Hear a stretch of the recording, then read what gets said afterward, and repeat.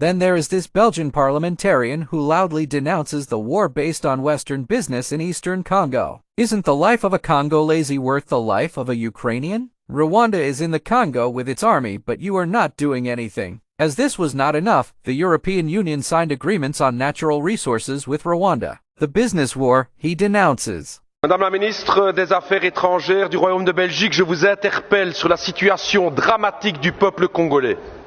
Je pose la question, pourquoi la Belgique n'intervient pas? Pourquoi la Belgique n'intervient pas pour aider la tragédie du peuple congolais à l'est du Congo?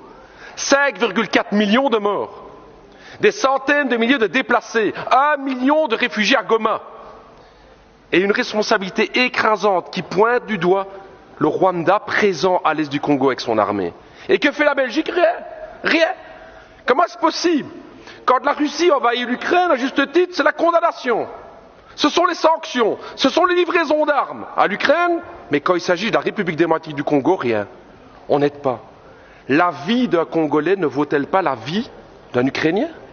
La vie d'une Congolaise ne vaut pas la vie d'une Ukrainienne? C'est la question que tous les peuples d'Afrique se posent. Pourquoi ce deux poids, deux mesures? Qu'est-ce qui se passe dans la politique belge aujourd'hui?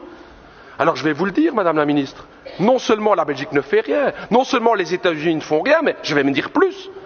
Hier encore, l'Union européenne a signé un accord avec le Rwanda. Un accord sur quoi? La gestion durable des matières premières. Nous y sommes.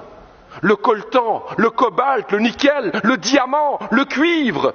Voilà la raison pour laquelle la Belgique n'intervient pas. Business. C'est l'argent, c'est ce que mes amis congolais me disaient. J'ai travaillé 2 ans à Kinshasa et ils me disaient, Raoul, ce qui se passe en fait avec le Congo, c'est ça, c'est que notre sous-sol est plein de richesses et que l'Occident regarde pour se faire de l'argent, parce que ce deal avec le Rwanda, soyons clairs, c'est pas du Rwanda que viennent les diamants, c'est pas du Rwanda que vient le cobalt et tout ça vient de l'Est du Congo. J'ai envie de dire à tous mes camarades congolais et à l'ensemble des peuples africains, on le voit aujourd'hui, les puissances occidentales ne pensent pas à votre bonheur, elles ne pensent qu'à une seule chose, c'est l'exploitation de votre sous-sol.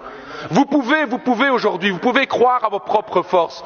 J'ai envie de dire, moi, au peuple congolais, pensez à cette pensée de Patrice Emery Lumumba, cette force du Congo, justement. Pensez à Kwame Nkrumah, justement, le panafricanisme qui doit être là. Pensez à Thomas Sankara, qui disait clairement, effectivement, que les peuples africains peuvent prendre leur destinée en main. Ne comptez pas sur les gouvernements occidentaux pour vous soutenir, mais par contre, les peuples d'Europe sont à vos côtés, peuples africains, pour vos combats, pour une vraie indépendance économique et démocratique.